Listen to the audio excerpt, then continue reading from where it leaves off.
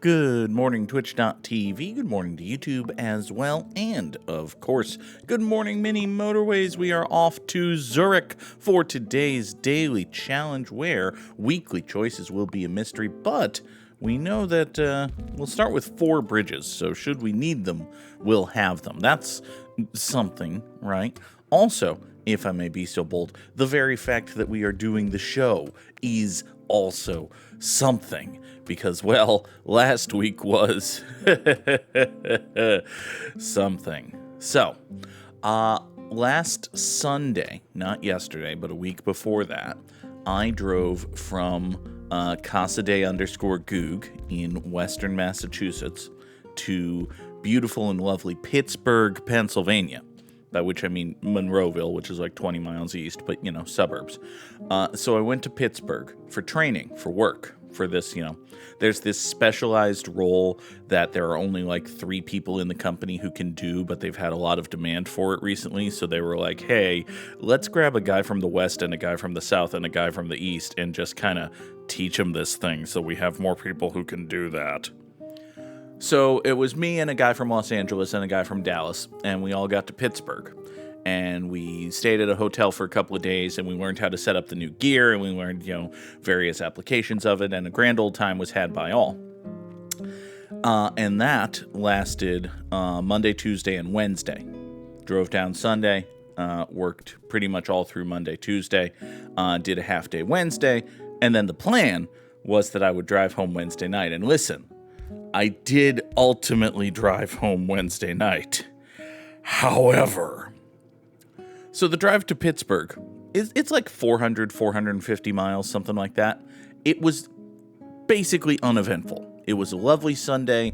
I listened to NFL Red Zone and discovered that NFL Red Zone is a truly atrocious auditory experience. If you've ever had occasion to listen to NFL Red Zone, it is not great, but, you know, did that. Did the training, was driving back Wednesday afternoon. I leave Monroeville at about 1. And at about 1:30, my check engine light comes on. And listen, folks. The _Goog drives a 2013 Hyundai Accent with 130,000 miles on it. If the check engine light comes on, your immediate thought is, oh god, it's fucked. That's probably true of any car and any check engine light. But particularly in this situation, my immediate thought was, oh god, no, my car is fucked. Well, let's take a temporary pause here just to assess our situation. We're not doing terribly hot right now, to be perfectly honest with you. Although, I think with a little bit of gamesmanship, we can make this nonsense work a little bit better. For you see, well, we only have the one tunnel, and that's going to be a problem. What if... It's a good question, actually. Let's take these yellows, run them straight shotishly like so, up to here. Then we'll run these reds down here and these blues into a roundabout right here. So these blues and reds work together. Reds go here, blues go there. That'll ultimately be okay. I could incorporate like these blues into that, but nonsense. Now, one thing I do think I want to do, actually, upon further examination, is run some of these reds here and then immediately bop them back out, because once they are outwardly bopped, they can then come down to this business. I certainly don't love that, but unless I get another red up here, if I get another red up here, we can have 2 reds just kind of voop down there, but I think that might be a little bit much to ask. So I've been on the road 25 minutes and I have a check engine light. And fortunately, I know from general cultural osmosis that AutoZone will do a free engine diagnostic thing. And, thankfully, those are fucking everywhere, including 10 miles up the road on the right side of the road. So I go up the road and I pull over into the AutoZone parking lot and I say, hey, can you check my check engine light? And they come out and they check the check engine light and they tell me that my knock sensor is kafucked. And if you are a person who knows cars, you just went, yeah. I am not a person who knows cars, so this meant nothing to me. The person working at the AutoZone that day was also not a tremendously knowledgeable person. He advised that I go to a Firestone. Turned out I did not wind up going to a Firestone, but we'll get there. This motorway number 1 came in at a very opportune moment. We were just about to have to draw a frankly stupid curvy road bridge over here. Curvy Road Bridge, I think, is the name of a Bond girl in a movie all about cars. Like, if they made an entire Bond movie out of Bond's Aston Martin, the Bond girl in that film would be named Curvy Road Bridge. Also, Curvy Road Bridge is the title of the episode, so that's nice. Oh, God. All right. Alternately, I think Curvy Road Bridge was a middle reliever for the late 2010s Toronto Blue Jays. That sounds right. I can hear Buck Martinez saying, Curvy Road Bridge comes in for the Blue Jays. Seems about accurate. All right. I did get the second red for which I was angling over here. However, in the time since I asked for it, this business here has gone circular. So what I'm going to do is I'm just going to loop these 2 reds into the roundabout and provide further support for these 2 businesses. Hi there. You're a shit bastard. You can come down this way, go in there, like so. Ow. Ow, my head. Alright. Render unto me a tunnel. Thank you very much. Shan't complain overly much about receiving one of those. So I call the local Firestone in Ebensburg, Pennsylvania. And I say, hey, I have a kafucked knock sensor. Is that something y'all can take care of? And the dude there's like, nope. So I start just looking around on my map app, and I find various repair shops, and like one of them's closed, and one of them's at lunch, and eventually somebody picks up the phone at one of these. And I say, hey, I have a kafuckinated knock sensor. Is that a thing that by any slight miracle y'all might be able to take care of? And the mechanic there says, ha, no, buddy. That is a dealer part. You got to call a Hyundai dealer. And now I'm getting, conflicting information here, because AutoZone has told me one thing and the repair shop has told me another thing, and I don't know things. So whenever I don't know things regarding my car, I always want to lean back on my mechanic. And listen.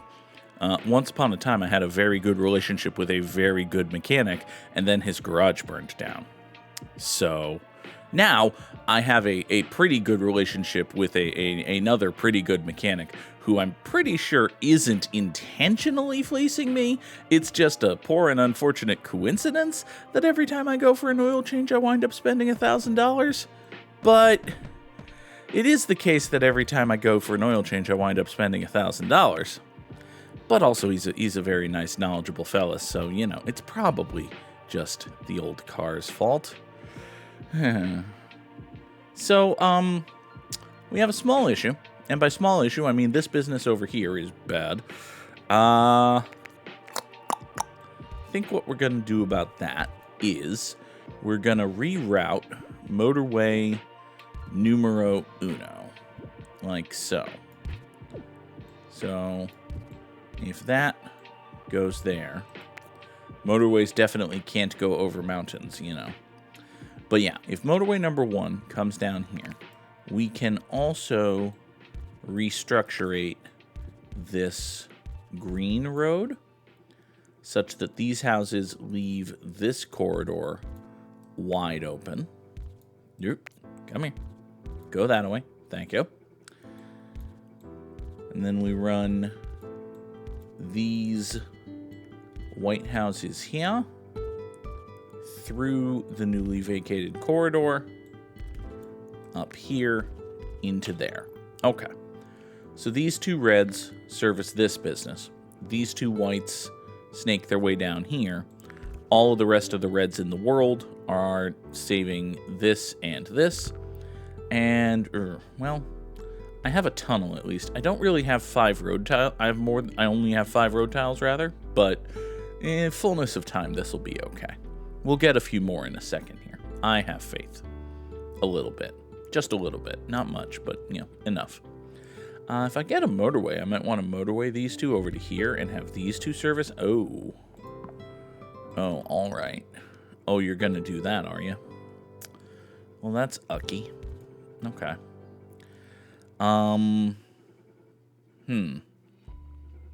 Yeah, that's actually quite bad. Because now we've got this going here, and there's basically no way to keep the white road and the blue road separated. So we may as well not even try.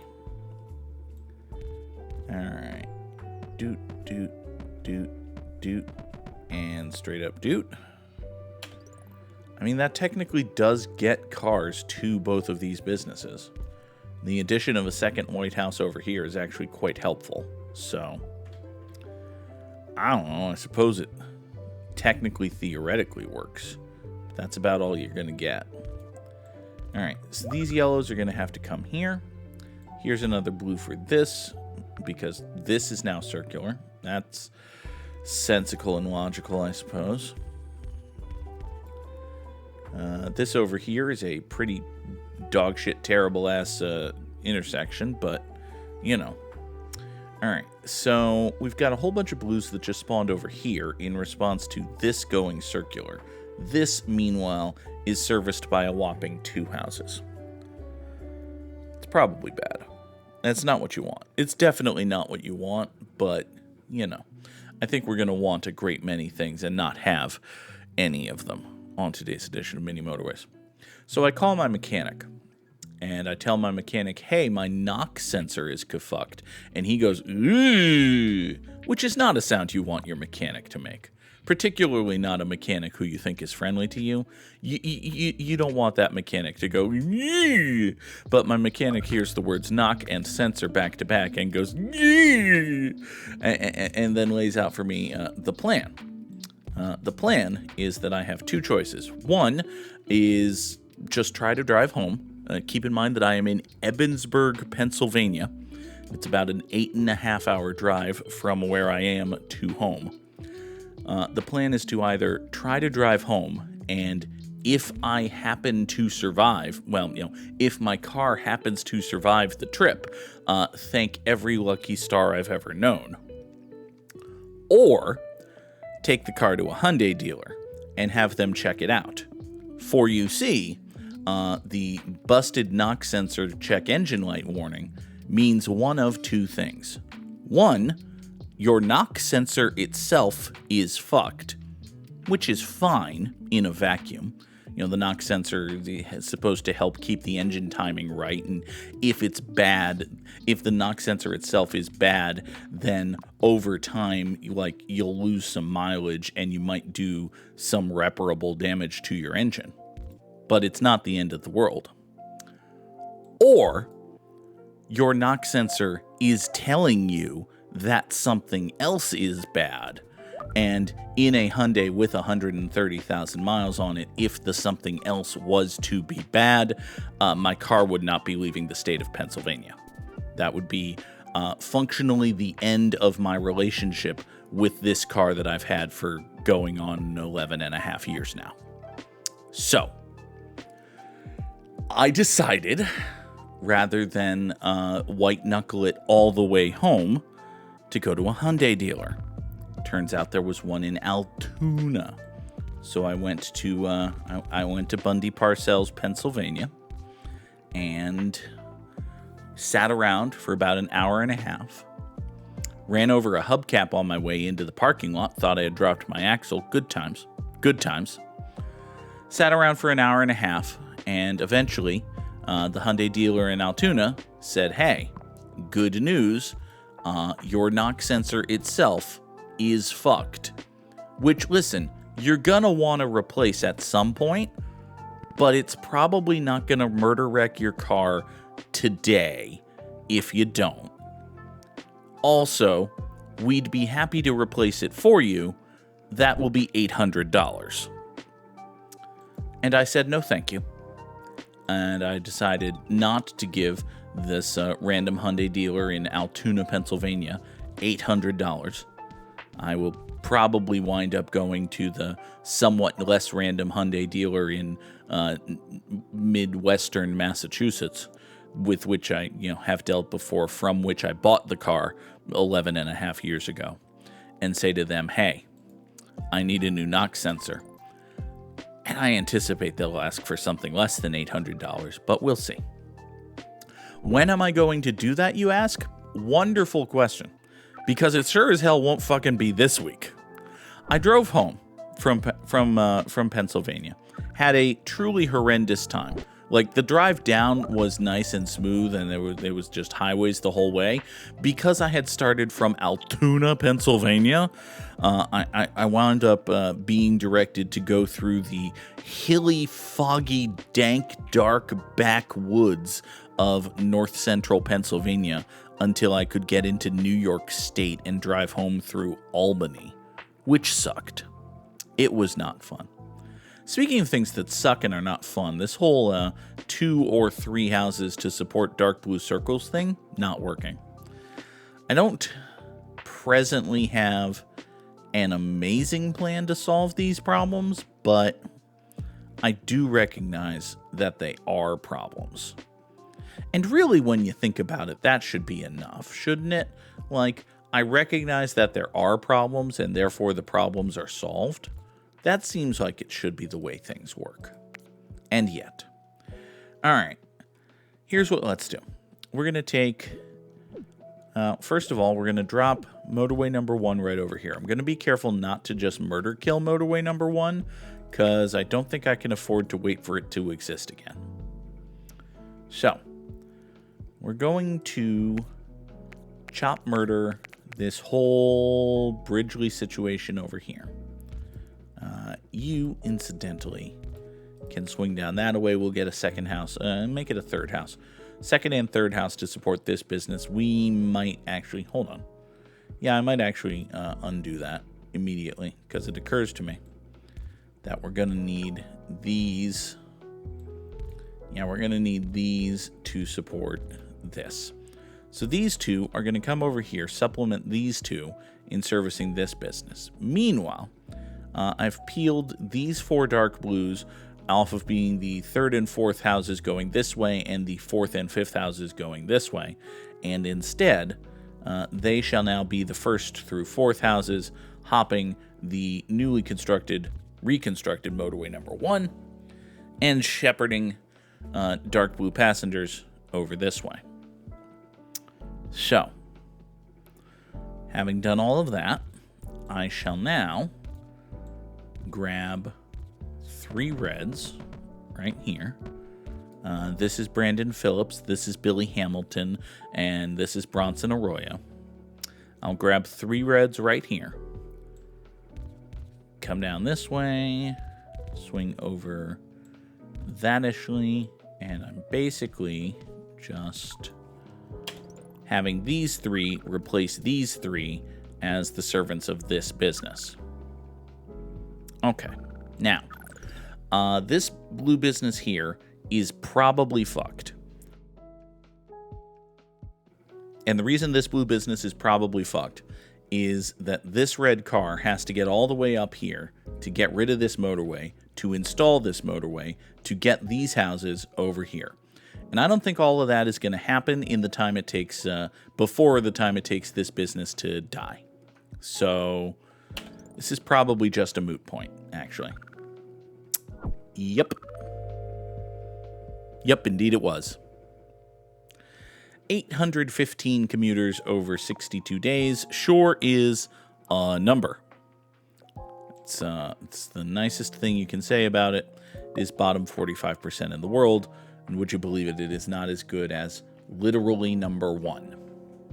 Literally number 1, Victory Royale for Samurai Sam. Sad. All right. Let us bring in our very good friend, the Wordle. And I mentioned that I would not be taking my car to the dealer to have its knock sensor fixed this week because when I got home from Pennsylvania a couple of days later, I was told, incidentally, I got home super duper late Wednesday night. So I woke up Thursday and was in no particular mood to do Kim. And also, I had an all-day job that just knocked me on my ass. So it just wasn't happening. By Thursday evening, I was just like, and I knew I had to be in Pittsburgh for football on Friday, so just know.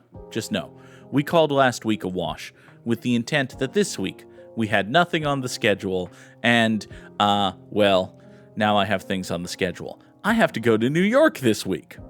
And when I say New York, I do, of course, mean Manhattan. I have a job on West 55th Street in Midtown Manhattan, which is very nice. It means I'm probably going to stay at a hotel in New Jersey and experience the Lincoln Tunnel, but, it'll be fine. It'll be fine. Upwards of a dozen cars do that trip every single day, and it always works out well for them. You never hear stories about how bad it is to drive in Manhattan at 7 o'clock in the morning. Anyway, that job is on Thursday, so I'm driving down Wednesday afternoon. I'll be back Friday, and the schedule for the week looks like this. It looks like a very normal schedule, sort of, until Wednesday. There's also the small matter of Veilguard on Tuesday instead of Cyberpunk 2077, and let's talk about that as we do our Wordle. Come here, Cyber. The word of the day is not cyber. Sad. So, Hades 2 comes out this coming Thursday. You may be aware of it. It's a relatively well-anticipated video game. Sequel to a rather popular title, experienced some success, was considered to be good. I think this is hard-hitting commentary.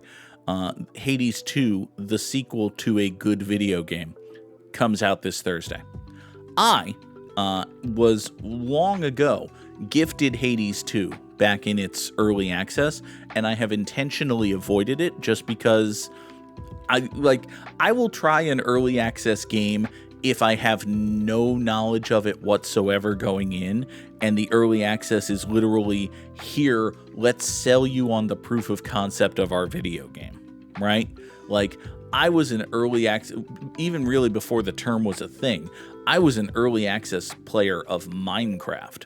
So the reason I still have Minecraft is because I bought, I gave Notch $10 for what would eventually become, I think it's Bedrock. I think the version of Minecraft I have is Bedrock because I gave Notch $10 15 years ago. And listen, I wish I could tell you that's the only time I've given money to Nazis, but I've bought a very large number of WWE pay-per-views, friends. It's not zero. It's not zero. I'm sorry. What is the word today? The word of the day is modal. No, there's no A. The word of the day is mogul. It could totally be mogul. It's not, but it could have been in the moment. It's not usual. It's also not unusual to be loved by anyone, but the word is not usual, so that's nice. So my point is, Hades 2 comes out this Thursday. I would like to play Hades 2, and more specifically, I would like to play Hades 2 on stream, and even more specifically than that, I would like to play Hades 2 on stream in something approaching its post-release hype window, when a whole bunch of people will be excited and perhaps inclined to watch some, random jamoke on the internet. That's me. I'm an internet jamoke. They might be inclined to watch some random jamoke on the internet play Hades 2. So, as we've seen over the past, let's just say 2025, it has been rather difficult to maintain 2 regular weeknight streams. The idea is we do Cyberpunk on Tuesdays, Dragon Age on Thursdays, and this year that has been dicey. Let's call it a dicey proposition. So it doesn't really make sense to add a 3rd series. Rather, it would behoove us to finish one of the 2 series like, theoretically, I could just shelve one, but I don't want to. I don't want to do that. I don't think that's fair or right or good. So, we should probably finish either Cyberpunk 2077 or Dragon Age: the Veilguard. And even as a person who has not played either of those games, just judging from what I know from what friends have told me and what I see happening in the video games, we are a lot closer to finishing Dragon Age: the Veilguard than we are to finishing Cyberpunk 2077. So, what we're going to do going forward, and this is just going to be until this situation resolves, any chance I have, thanks to work and circumstances and scheduling and all of that, any weeknight gaming that we do, be it a Tuesday night, a Thursday night, if I can sneak in a Friday or something like that, any of those nights, we're going to do Dragon Age: the Veilguard. I completely lost the words midway through my sentence. But yes, any weeknight stream until we finish Dragon Age: the Veilguard will be Dragon Age: the Veilguard. And then from that point forward, we will endeavor to do Cyberpunk on Tuesdays and Hades 2 on Thursdays and have a good fun time. That is the plan. That is the hope. Let us now see how it fails upon encountering the enemy. Because no plan survives contact with the enemy. The enemy is capitalism. Now, granted, we're talking about video games and playing them on the internet for people, but we could do that without capitalism or with slightly more heavily socialized capitalism, which is really what anyone who argues for socialism in this country is actually arguing for. Like, I don't think anyone's actually going, full hardcore state control of all property. Private ownership is a thing of the past. It's just like, we want to have schools and roads and hospitals and maybe not so much gesturing vaguely at everything. Boy, wouldn't that be nice. Anyway. So what is this word? That's a good question. It can't be fungal. That's a 6-letter word. It contains an N and a G and an A. So it's probably not fungal. It could be... I keep looking at usual, and it's not usual, because there's no A. It could be quill. It could absolutely be quill. Hey, you know what? The word is quill. I feel pretty good about that pull. I guess there were only so many things that you could have, like containing a U and ending with L and not having an A. I still feel pretty good about that pull. All right, let's feel pretty good about some others here in Time Guesser. We're probably in Illinois, and more specifically, I would guess we're in either 1940 or 41, based on the expiration or perhaps registration date of this vehicle. Cool. Is this a famous... this is the Something Oi showroom. So, it's the Jungle Boy showroom. Apparently Jungle Boy's back in AEW. I did not watch... Ow, my head. I did not watch AEW All Out. I am reliably informed that it was good. And one of the things that happened is that Jack Perry returned and turned babyface and got beaten down by the Young Bucks and had Luchasaurus come back and had Luchasaurus shed the kill switch gimmick. All of these things, like, theoretically, that's like 2 months of storylines. On the other hand, nobody gives a flying fuck about Jack Perry. So, get him as quickly as possible back into his fun babyface tag team. Okay, fine, whatever. Jurassic Express is a thing. Hooray. We're presumably in Chicago, right? I don't know. This is probably like an ultra famous theater in Chicago, so we're just going to say that we're in Chicago, which is over here. Let us go to Chicago, and I have no idea where we're supposed to be, so we'll just kind of toss a pin right here at the corner of West Monroe and South Wells Street and say that we are in 1940. Was indeed 1941. Oh well. They are very stylish youths in suits. That's true. 9818, pretty good start. Hey look, it's another theater.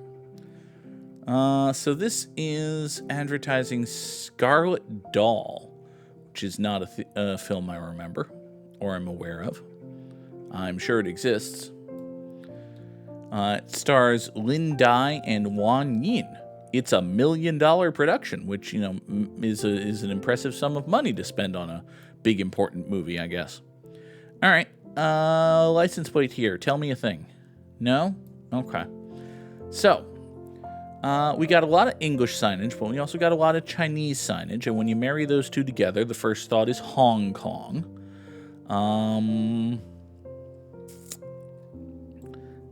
As to the... Oh, wait. What does this say? Higu Brew, first floor, wholesale comedy and something. Okay, so they've got barrels of jokes over here. That's nice. It's where you get your wholesale comedy. You can just buy barrels of jokes. Let's see here. Yeah, I can't really... Hi there, sailor guys. What's your deal? You know, Hong Kong's a port city. That does make sense. All right. So, let's say Hong Kong in... Hold on, I have to yawn. Oh, God. Sorry. I suppose we can find a year on any of these posters or nothing. No. Oh, well. It's presented in Eastman color, which I think is supposed to mean something to me. I want to say 1970, and then I look over and I see this car, and I'm like, maybe 1966. Let's say we're in the Hongish Kong in 1960 and 6. All right. Hong Kong is like, hey, right here. I was basically mousing right over it. Good job, Goog. Watch us be in fucking Singapore or something, but, you know. We are in the Hong of the Kong. Here, let's say that we're at the Emperor Cinemas. This is just still a movie theater all these years later. In 1960 and 6. We were, in fact, less than a kilometer away in 1965. That works. Good job, Goog. Hi there, dudes I immediately think of as being North Korean leaders. Hold on. Wait a second. That dude there is totally Kim Jong-il, isn't it? I don't remember this guy. He might be Kim Jong-il's dad, given that this is a fairly young Kim Jong-il. But, huh.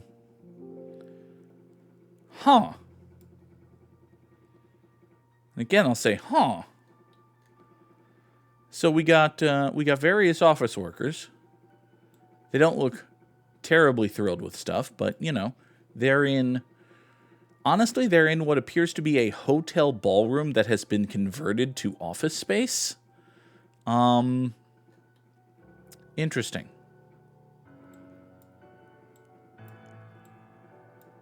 The only real things we've got to go on here is, like, we've got, you know, folks here who could very easily be Korean. We've got these two pictures on the wall, one of which I'm almost certain is Kim Jong-il.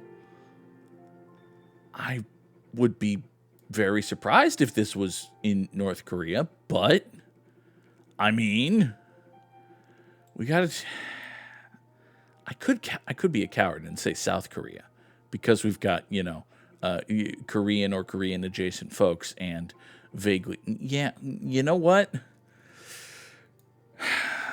Read the room, trust your gut. This is Pyongyang 2018?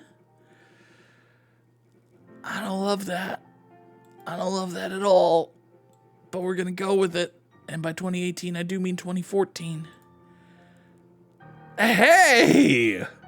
That was Pyongyang, North Korea in 2008. Okay, so the year was a little dicey, but good job with the locationage, Goog. All right, next. Egg Air Kolmenheim, eh? All right. This is a Scandinavian country, isn't it? It's one of them. I think Finland. Could this be Finland? Might be Finland.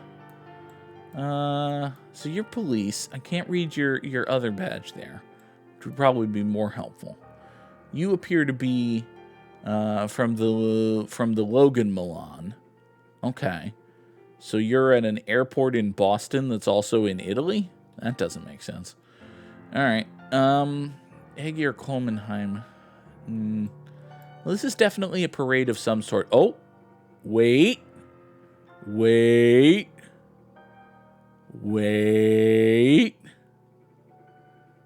That is a Brazilian flag. These are soccer jerseys. This isn't Finnish at all. Is it? Wait, no. Okay. This is a victory parade for dudes who went to Brazil and won the World Cup. Hey, I think I have an idea of where we might be.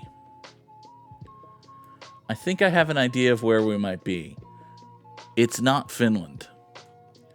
Thank you, Icelandic marching band drummer. Why is this lady randomly holding a pineapple? I don't know. Is she down to... Never mind. All right. So this Icelandic marching band drummer has just told me that we're in Iceland celebrating It's Coming Home. Oh, my God.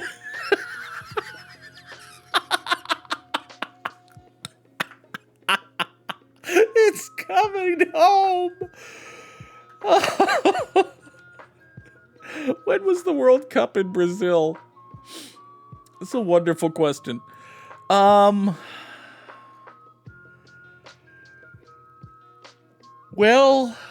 I think there was a World Cup in 2022.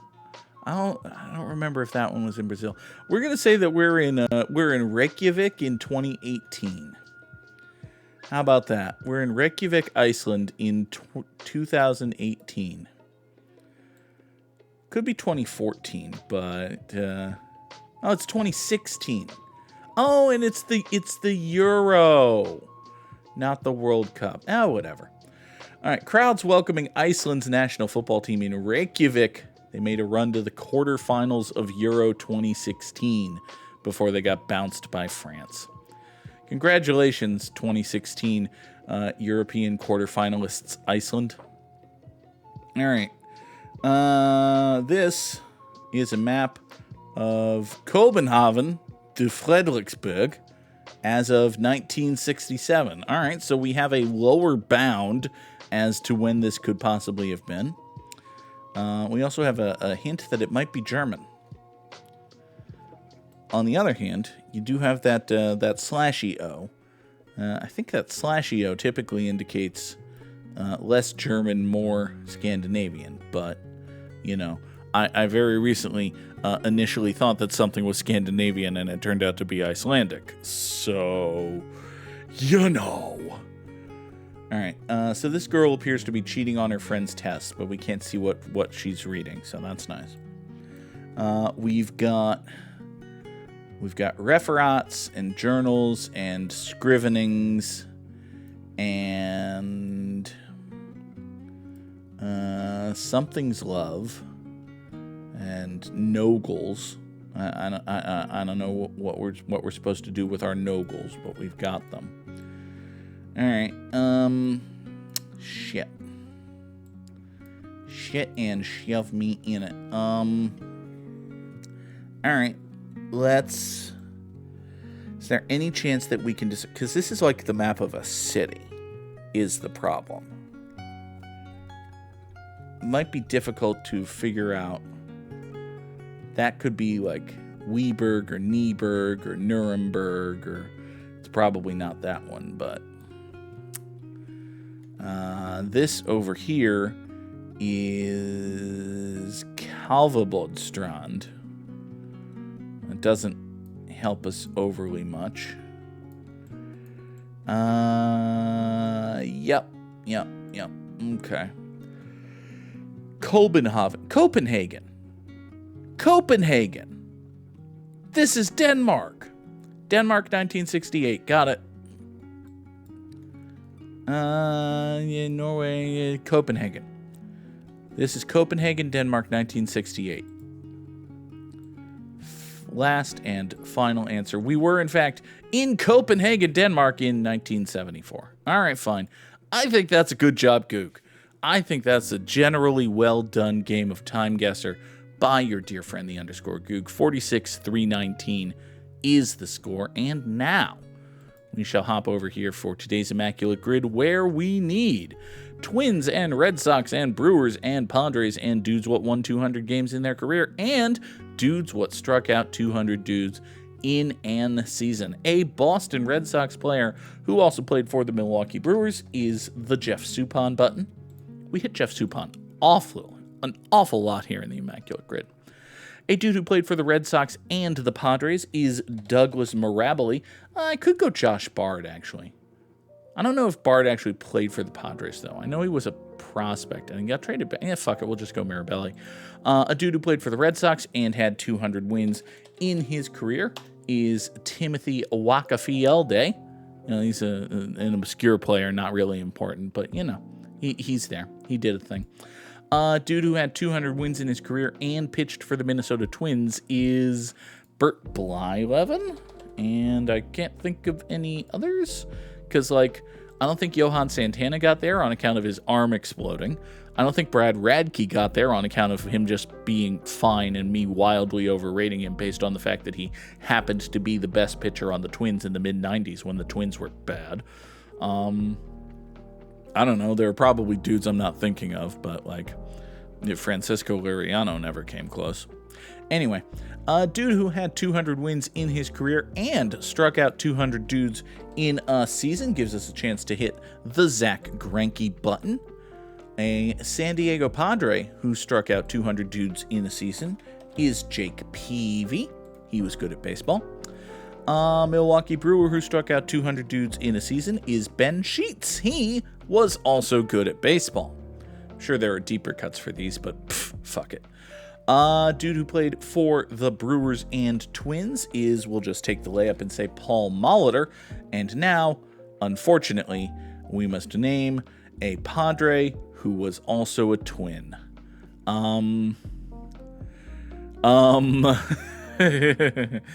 Mike Myers? I think Mike Myers was a Padre. I'm not certain he was a Twin.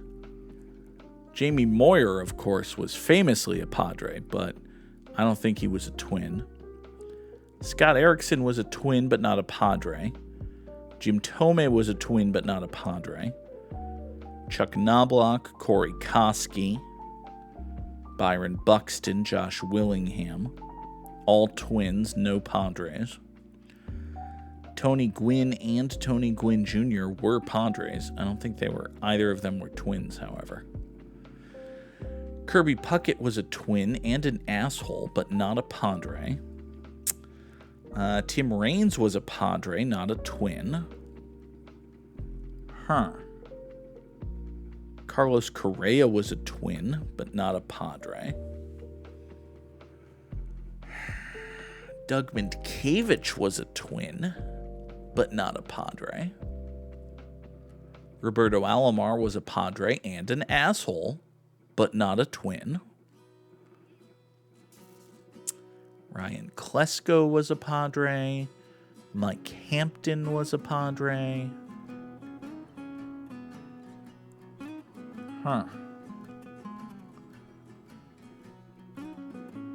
Three-quarter orc by the name of Torque was a Padre. It's a critical hit reference. Son of a bitch. And again. Man, Shannon Stewart was a Twin. That doesn't help. I've definitely said Delman Young. No. Melvin Upton? Justin Upton? No. I know Atlanta did the Upton here outfield. I don't think the Twins went all y'all gonna make me lose my mind about stuff. Fuck. Jeez, this is difficult. Trevor Hoffman was a Padre. Mason Miller is a Padre. Manny Machado is a Padre. Fernando Tatis Jr. is a Padre. Luis Arraez. Luis Arraez started his career with the Twins. They traded him to the Marlins. The Marlins traded him to the Padres. Luis Arraez, a Twin who was a Padre. This is an immaculate grid. And folks, that will do it for us here today on Good Morning Mini Motorways. One more time, here is the stream schedule for the week. The plan is that we will be back tomorrow morning at 7 o'clock Eastern for Good Morning Mini Motorways, and tomorrow evening, 5 o'clock Eastern, for Dragon Age: The Veilguard, as we continue barreling perilously toward the end game. It shall be a good, fun time. I hope to see you there. Folks on YouTube, there is all sorts of stuff every single day, pretty much. Just over the weekend, I uploaded a second brand new Let's Play Overwatch and Goof Around with Friends video. Those are tremendous fun for me to record and edit and put together. I have a lot of fun doing them. I hope you have a lot of fun watching them. And I don't know, man, this is the end screen. Bye.